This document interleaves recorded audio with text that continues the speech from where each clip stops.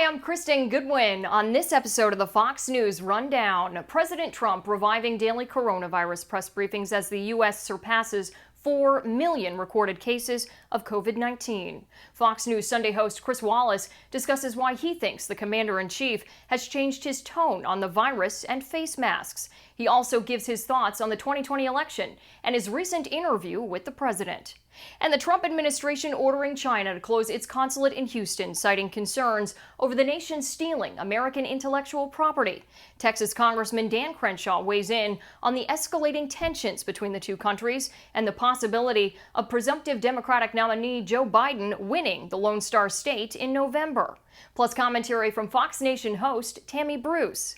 The Fox News Rundown is a daily news podcast where we take a deeper look at the stories important to you. You can subscribe on your favorite podcast player by going to foxnewspodcasts.com. I'm Ainsley Earhart. I'm Brett Baer. I'm Katie Pavlich, and this is the Fox News Rundown. Friday, July 24th, 2020. I'm Chris Foster. President Trump's back at coronavirus briefings, and Fox News Sunday host Chris Wallace says about where we are now. I don't care how big Biden's lead is right now, and it appears, according to the polls, to be somewhere between 8 and 15 points. This race is still very much up for grabs. I'm Jessica Rosenthal. The virus, federal law enforcement in U.S. cities, the election, and new tensions with China. Texas Congressman Dan Crenshaw weighs in on it all. The Chinese are not good actors. They haven't been for a long time, and America and the world are really just now waking up to that. And I'm Tammy Bruce. I've got the final word on the Fox News Rundown. A week ago today, President Trump was sitting down to tape an interview with Fox News Sunday host Chris Wallace, saying about the coronavirus outbreak. We'll put out the flames, and we'll put out, in some cases, just burning embers. We also have burning embers. We have embers, and we do have flames. Just since then, more than 5,000 Americans have died with COVID-19, and cases are up in more states than not. With more states adding mask mandates, President Trump is now talking up the use of masks, even putting out a picture of himself in one, and he's back holding what he says will be regular coronavirus briefings at the White House. I just spoke to Dr. Fauci. Dr. Birx is right outside, and they're giving me all of everything they know as of this point in time, and I'm giving the information to you, and I think it's probably a very concise way of doing it. It seems to be working out very well. In a conversation recorded for Joe Biden's campaign, former President Obama says about this administration's coronavirus response compared to a Biden administration. Why I have so much confidence that you're going to be able to deal with COVID in the way that other countries with our kinds of resources are dealing with it right now, which is smartly. I have confidence that you're going to actually listen to the experts. Yeah. And you're going to pay attention to the science. And you're not going to quit. President Trump, though, is making coronavirus more of a focus again. He seems to have decided that politically and also in terms of policy, he can't run away from this. He's got to confront it. Fox News Sunday host Chris Wallace. We're in a really bad situation right now. We're seeing double the number of cases every day that we saw at the height in April when we thought it was, terrible. And, after seeing it go down to about 200 or 300 deaths a day, which is terrible. It's like a jumbo airliner crashing every day. We're back up now to 1,000, and I was struck that he seemed so unwilling to acknowledge and engage in that. And now you're seeing him having done so. So it's a pretty dramatic turnaround. Some people have called it a reset. Some people an about face, but I think it's smart in terms of policy. I think it's smart in terms of politics. It's funny you mentioned a jumbo jet. I saw a tweet the other day I don't know who it was, but said, oh, my God, did you see the two jumbo jets crashed over St. Louis? All these people died. Oh, wait, no, that's just coronavirus. I guess it's not a big deal without the planes. It's a staggering number of people dying of this day after day after day. Well, that's right. And, if we had I probably shouldn't put this out in the universe, but if you had a terrible plane crash and 3 or whatever 100 people, we would, or a natural or a fire or something, we'd all be sitting there saying how horrible it is, and we kind of have begun to accept 200 or 300 or 400 people dying in a day as well. That's not so bad as it used to be. It's terrible. It isn't as bad as it was at the height when over 2,000 were dying, but it's pretty bad, and now we're back over 1,000 yesterday. Yeah. President Trump, as he has all along, says that he's the law and order president. He campaigned on it. He's now with these federal troops in Portland, Oregon. He said he's going to do it in other cities, too. Now, our friend, Judge Andrew Napolitano on Fox, is among those saying that this is completely illegal, federal troops making arrests like this. But President Trump says, if mayors and governors won't protect cities, I will. Talk about that. And also, does Joe Biden pay a price for videos of fires and vandalism? Well, in terms, I haven't studied this as much as the judge, and he's a judge, I'm not. But in the particular case of Portland, where the protesters are attacking federal buildings, I think there's a legal argument to be made that it is proper for the federal agents, in this case DHS, their ICE agents, their Border Patrol agents, to defend and to make arrests. So I'm not sure that it is illegal to do that. But what we're talking about in cities like Chicago and Kansas City are not attacks on federal property. It's street crime. And that's a different question. And interestingly enough, after all the presidents talk about, if they can't control the cities, we're going to go in, it doesn't seem like they're going to be putting these agents out on the street as policemen. They're basically saying that they're going to be there and folding into joint task forces between the city police and federal authorities that are working on gangs and gun violence and things like that, and they'll be doing, police investigations. And you couldn't do what you're doing in Portland in a city like Chicago. You can't mass police on the streets. It's a city of several million. What neighborhood are you going to go into? It's not like you're going to know where the gang violence is going to be this today as opposed to yesterday. So it strikes me that kind of infrastructure reinforcement by the police. And interestingly enough, Mayor Lightfoot of Chicago, who is very opposed to a kind of Portland model, seems just fine with it if it's just an increase in sort of joint task forces to fight crime in the streets. Schools continue to be one of the more complex things about this coronavirus. Getting back to that, I read a poll, 8% of Americans want a full reopening, despite the president's threat to defund schools that don't fully reopen. That's obviously being ignored in a lot of districts. It's such a huge health and economic issue. Schools encompass everything that's hard about this problem. Absolutely, because first of all, you've got the kids, and who could you be more protective of than the kids? It appears from some studies that have been done that kids don't get the virus as much as older people do, but some still get terribly sick. And while there was a study, I think it was in South Korea, that between 0 and 9 or 10, kids don't transmit the virus as much as older people do, or really much at all, that between 10 and 17 or 18, they transmit it at least as much as adults, and perhaps even more so. So, look, we don't know the science in this thing at all, and I understand people being very concerned. And then, obviously it's the question of if kids transmit it to each other, then what are they doing to the teachers in the school or the custodial staff in the school, and what are they doing when they get home? Now, and then add to that the economic question, which is if I'm staying home to take care of my kids, thank God all my kids are out of college and all grown, I can't go back to work. So, it has huge impact in terms of health, huge impact in terms of the economy, and school districts are going to have to decide this on the fly. It's somewhat in the dark because we really don't know what it's going to be like if you start sending kids back to school on anything close to a full-time basis and you have 20, 25 kids in a class. Joe Biden's doing this, or has done by now, this sit-down conversation with Barack Obama. Talking to Barack Obama isn't talking to Chris Wallace. Now, can he get elected by, at least so far, kind of ducking and just being Obama adjacent? I think he's doing just fine right now, and I saw what they had put out yesterday, with the clips of Biden and Obama, and they're socially distanced. They seem like they're about 15, 20 feet apart. And I got to say, as he's become an ex-president, Obama has become very cool. He's got the really quite gray or white hair, and he's wearing black shirts and things like that. I mean, he's a cool dude. And for the people that like Obama, I think that there's some reflected glory, and to see the two of them together, it was kind of cool.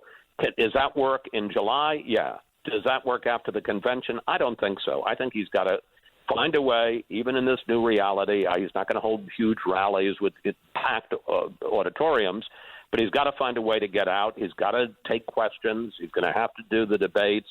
The basement strategy is not going to work from now till November. This Sunday, it's 100 days till the election. On the one hand, that seems like a blink. On the other hand, every news cycle here is an eternity. 100 days, I don't care how big Biden's lead is right now, and it appears, according to the polls, to be somewhere between 8 and 15 points. This race is still very much up for grabs and very winnable by Donald Trump, depending on what happens over those 100 days. Finally, you see the numbers on your Trump interview? I don't know how into that kind of thing you are, if you just put your head down and do the job, or if you actually look at ratings, but have you looked? Yeah, yeah, of course I did. Yeah, we got almost 6 million people between the original play and the replay, and that's the biggest number we've gotten in a long time. And we were up 50% over the previous week and last year. And it's people want to see Donald Trump. He is. I happen to think he's overexposed. I think he does too many interviews, but particularly one like this that was different and special and got a lot of feedback. As they say in Field of Dreams, if you build it, they will come. We've also got 5 million views on that interview just on YouTube alone now, by the way. Oh, really? Yeah. Oh, so we're up in double-digit millions. Wow. Yeah. Congratulations. Thank you.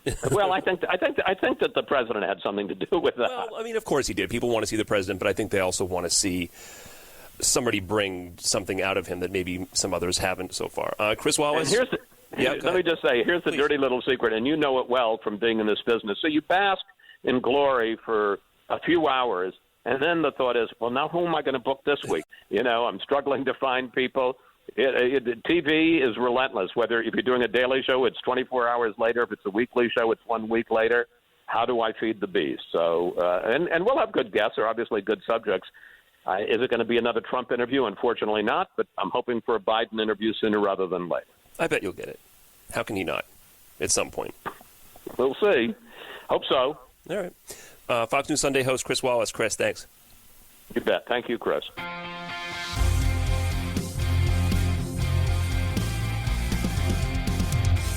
This is Tammy Bruce with your Fox News commentary coming up. Tensions with China are increasing here in the U.S. This week, the Assistant Attorney General for National Security, John Demers, announced charges against 2 Chinese spies who'd been hacking into businesses, not just here in the U.S., but all over the world for a decade, stealing or trying to steal hundreds of millions of dollars worth of security data and intellectual property. He said while they sometimes operated on their own behalf, they also did work for the Chinese government. Unsurprisingly, the intrusions targeted industries outlined in the Made in China 2025 plan. China's 10-year plan for targeting strategic advanced technology manufacturing industries for development.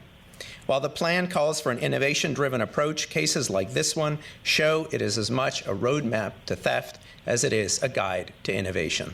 He says they also notably targeted companies working on COVID-19 vaccine research. Also this week, the State Department told the Chinese consulate in Houston, Texas to close down, saying it was directed to close in order to protect American IP and Americans' private information. China promised to retaliate, and Secretary of State Mike Pompeo called that location a hub of spying and intellectual property theft. Also this week, court documents revealed a Chinese biology researcher is believed to be hiding at the Chinese consulate in San Francisco. The FBI says they interviewed her in June about lying on her visa application after they saw pictures of her online in a Chinese military uniform. 3 others have been charged with visa fraud, suspected of lying about their status as members of the People's Liberation Army, the armed forces of the Chinese military. What we know is that the Chinese have used consulates like this one, and this may have been their primary hub, to engage in intellectual property theft, hacking, influence operations, all of the above. Dan Crenshaw is a Republican congressman from the Houston, Texas area. Good for the State Department for taking action. So the burning of documents is what occurs after the fact. Once you decide to close an embassy or a consulate like that, they're going to burn all the evidence, and that's exactly what they did. It's pretty obviously that they're not innocent in all this. Again, we're seeing something similar play out in San Francisco right now as well, in a consulate there. So the Chinese are not good actors. They haven't been for a long time, and America and the world are really just now waking up to that. Well over a decade of hoping for the best when it comes to Chinese relations and their behavior on the world stage. And we need to wake up to it, and we need to realize that they do not have the same values as most people across the world. They don't have the same values of freedom and respect for human rights, democracy, free trade. They're acting completely irresponsibly and against all the values we hold dear. Yeah, but we still have to work with them, right? I mean, they own a lot of our debt. We make a lot of our companies are based in China. I mean, what does the future of a relationship with China look like? It sounds like a fine line needs to be walked here. It does, but we need to be encouraging companies to diversify their investments to a huge extent. It should be well known to companies now that it's extremely risky to do business in China. They basically force you to give up your intellectual property when you do so. The point is that we can't continue to be pushed beyond our limits, and I think we've let that happen for too long. The President Trump ran on this when he was elected in 2016, and the situation hasn't really, the situation has come to light, I think, in a much bigger way since then. So, of course, the road ahead is difficult, but acquiescence cannot be on the table.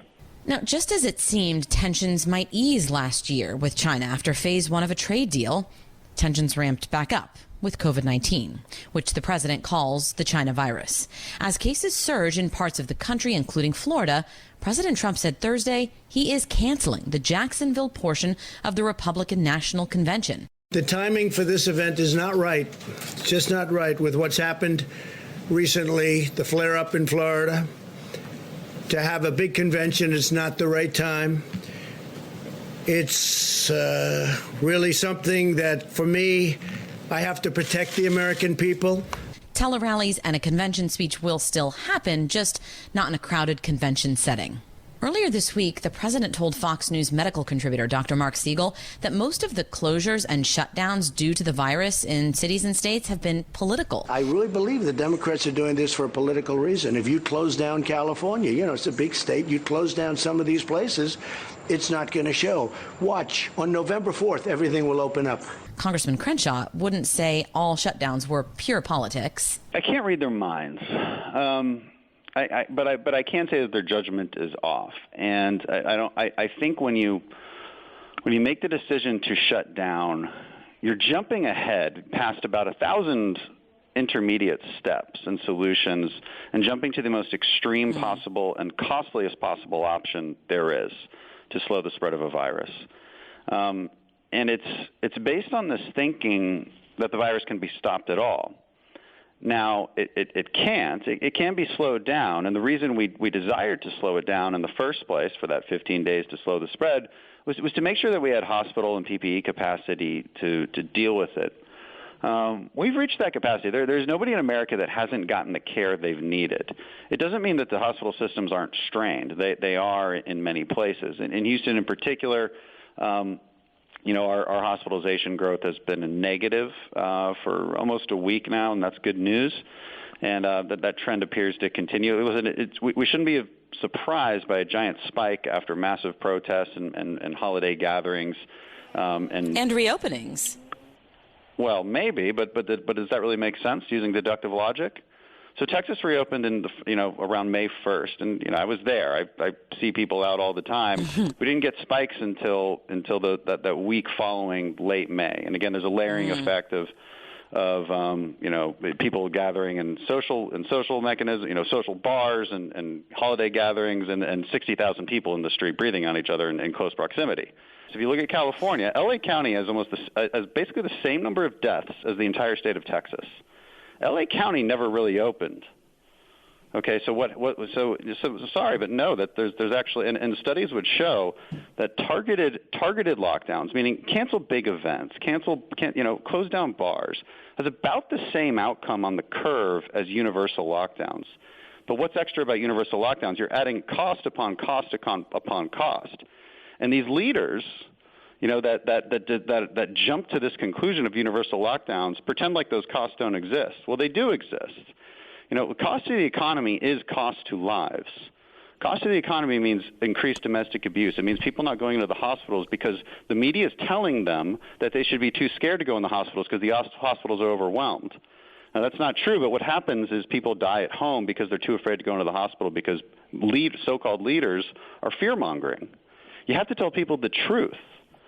And so I'm sorry, but when you actually logically look at this, that is not what caused spikes. It should be obvious to everybody what caused spikes. And now we're dealing with that. And what we're seeing is, in at least in Texas, the hospitalizations have plateaued. In Houston specifically, they're in negative growth.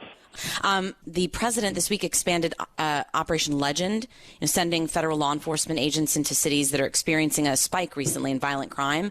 I'm wondering, how necessary do you feel this is? Crime goes up and down depending on, times of year even. Are you of the mindset that in the few cities that are experiencing a surge in, a few dozen to a couple hundred federal law enforcement agents, that's really necessary right now? I kind of chuckled the way you put that. That yeah, crime does surge and goes up and down across cities, but that's obviously not what we're seeing right now. You're seeing like something like a 200% increase in shootings in New York City. You're seeing 6 weeks of violent mobs in Portland. And this is after these cities have actually defunded their police there. Mayor of Portland took away $15 million from the police bureau. You're seeing looting. You're seeing chaos. You're seeing them try to burn down federal property. And so federal property, the president has, under law, they have to protect that. So the question is, do they shirk that duty or do they not? Well, Portland isn't part of Operation Legend, right? It's Kansas City, Chicago, and Albuquerque right now. Okay, I'm not sure. Federal agents, there's federal property in all of these. Do we want to live in a world where we accept crime after crime after crime until communities are so unstable and so unsafe to live that nobody wants to invest there, nobody wants to live there? Where do we draw the line? Are we a society of law and order or not? And this is the fundamental question. And I find it really impressive that so many have been able to twist that narrative back on federal law enforcement, demonize federal law enforcement as stormtroopers, claim that they're unmarked police. All of this is nonsense. It's completely untrue. It's flat out lies.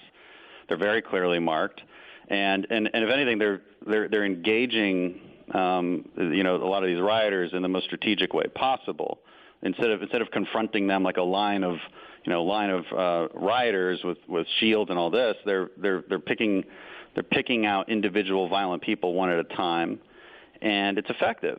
These are not peaceful protesters. Again, the real question is, do we actually defend a sense of law and order or do we not? And if you don't believe that we should, then I wonder what the next step is, and I wonder how slippery that slope is. Mm-hmm. And I don't think anybody wants to live in those kind of cities.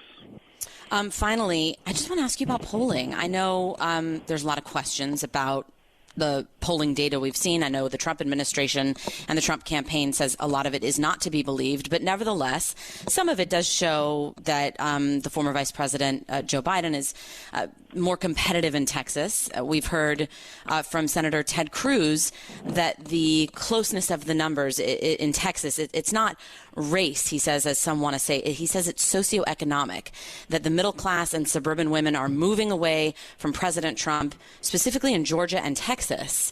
As a Texas congressman, is there any truth to that in your mind?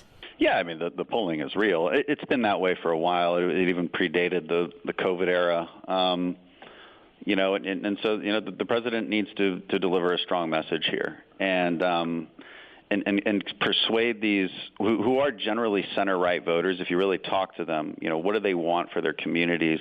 What do they want from their government they're going to be center-right voters. But yeah, they're turned off by the president. And so it's incumbent on him to explain that, listen, Joe Biden is not necessarily a do-nothing president. He's going to bring in a very radical agenda.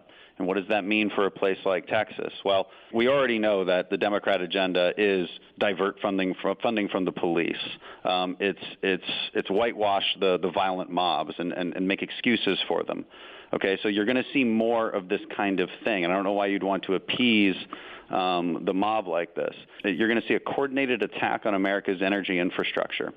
All right, you're going to see the refusal to build natural gas pipelines, which, by the way, are the leading cause of reduced emissions in America. You're going to see that. So you're going to see less job growth. You're going to see an economic plan that increases your taxes, possibly doubles the corporate tax rate, is what Biden has said, and makes it harder to hire and harder to create your business. Okay, you're going to see a coordinated attack on your private health care. Biden is going to double down on the big lie that if you like your doctor, you can keep it. Now, he wants a public option. And so there's a lot of real consequences to voting for Biden. This is what I tell people. Even if you like the guy better than Trump, there's a real radical agenda here that they're not even trying to hide anymore. Republicans have long said this is what they believe, and people sort of looked past it because they didn't see it. They haven't seen the radical agenda from Democrats that they've put forth in the House. They haven't seen that become law, so it's never had any effect on people. But this is the agenda, and it's all of those things I just said, and it's anti-growth. It's going to be less jobs, and it's going to be very harmful to our communities. Well, Congressman Dan Crenshaw, thank you so much for your time. Hey, thanks for having me.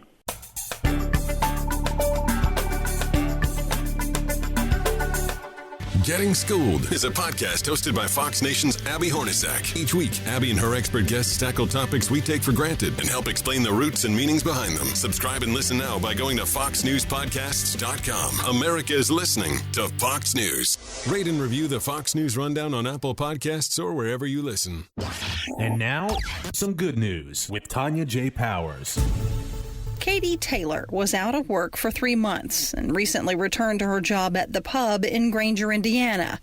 She's a server there, and she says she loves it. She told WNDU that she's also a recent graduate of Indiana University South Bend, studying education. I had just finished my student teaching when everything kind of shut down. Katie was back at work when Heather Hotram, another server from a restaurant in Michigan, randomly decided to stop into the pub for dinner. The bill was only $35, but the tip was a lot more than usual. So I asked for donations, and then we decided to come out to dinner and give you donations. Okay. So 50, 100, 20, 40, 60, 80, 200, 40, 60, 80, 320. Yep, $330. Katie began to cry as Heather counted out the money. What's happening? And she was like, so we've been, getting donations, and we've just decided to bless you. It was part of the Venmo Challenge, which is a social media trend that challenges people to raise money, then use it to leave generous tips for their waitstaff. I was just in awe, just completely in shock. The first thing that came to mind was, awesome, I get to buy new shoes for work, because that was what I said, perfect new shoes. I've been looking for like a week. I'm like, oh my gosh, $100 for shoes. That's hard to deal with. Katie says she plans to help others who are struggling. Be the most understanding, the kindest, most generous person you can be, because everyone is struggling. And if you're in the position to pay it forward, if you're in the position to help others, don't hesitate to do that. Tonya J. Powers, Fox News.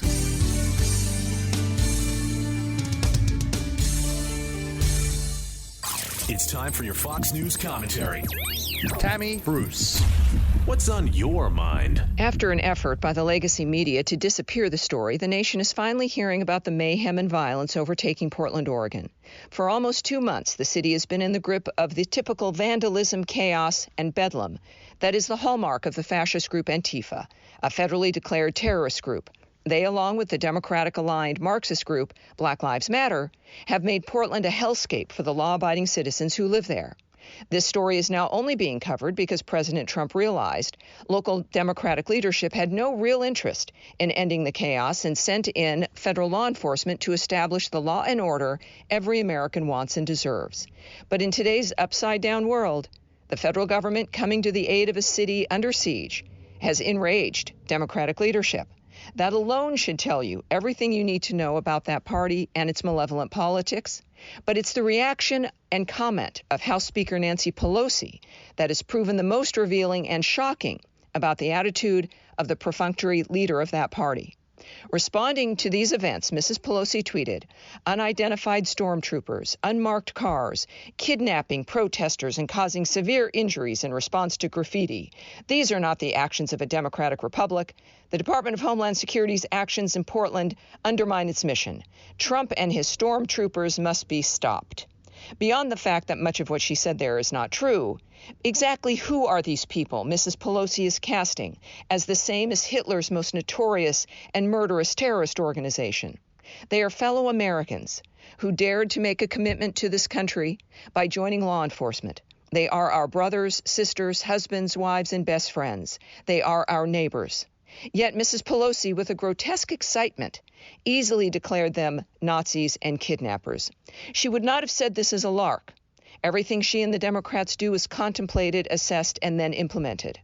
The smearing of Americans in law enforcement is something they decided was a good thing to do. Speaking to the press, the president also made clear he has no intention of allowing other great American cities to become victim of either frightened, incompetent, or malevolent Democratic leadership. Additionally, he tweeted, "We're not going to let New York and Chicago and Philadelphia and Detroit and Baltimore and all of these. Oakland is a mess. We're not going to let this happen in our country, all run by liberal Democrats." After Mr. Trump's comments, the Chicago Tribune reported that the city will see the deployment of federal agents in light of the slaughter inflicted upon Chicagoans every weekend. The Wall Street Journal reports that shootings in New York have increased in the city by 66.8% from the start of the year, with the number of shooting victims up 77.5%. Yet the mayor, Bill de Blasio, is now threatening to sue to stop DHS from sending federal agents to New York to help stem that bloodbath. Democratic leadership calls federal law enforcement stormtroopers, as local leadership fights against assistance to stop murderous crime waves killing their cities. The rhetoric against police continues, and police budgets are getting cut, as in New York, where certain crime units have already been disbanded. Democrats revel in anarchy and mayhem, and throwing your family into the volcano is the price they decided is worth paying, as they imagine making Mr. Trump look bad. This is Tammy Bruce. You've been listening to the Fox News Rundown. Stay up to date by subscribing to this podcast at foxnewspodcasts.com. And for up-to-the-minute news, go to foxnews.com. Love Fox News? Click the subscribe button to get more of the news and opinion you trust, and click the Fox News Rundown playlist for the latest episodes.